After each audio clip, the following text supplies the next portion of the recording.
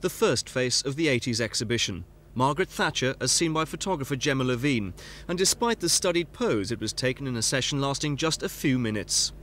I just shot 5 rolls of film and, as you see, I think got what I want. And what do you think that photo says about Mrs. Thatcher?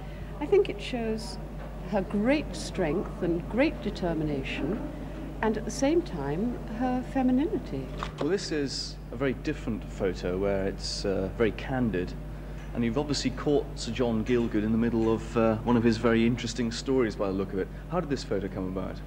Well, he was absolutely wonderful. He was full of light and jokes, and he didn't stop talking, and as you see here from the photograph, he was using his hands, so I think for the whole half hour he was with me.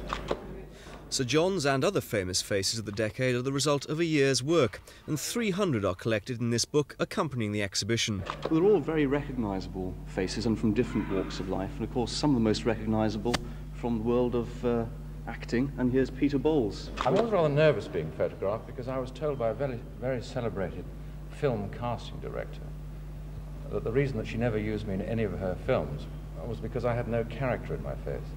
So did you see any character in Peter's face? Oh, yes.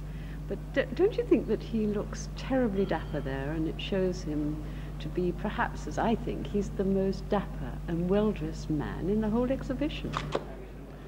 And of course this is the most important photograph in your exhibition, Sharon Allen, and indeed you're trying to raise about £100,000 for the Trust from this exhibition. Yes, we'd like to do that. All the proceeds from the book will go to the Sharon Allen Leukemia Trust, and photographs shown at the exhibition will be sold for the Sharon Allen Leukemia Trust.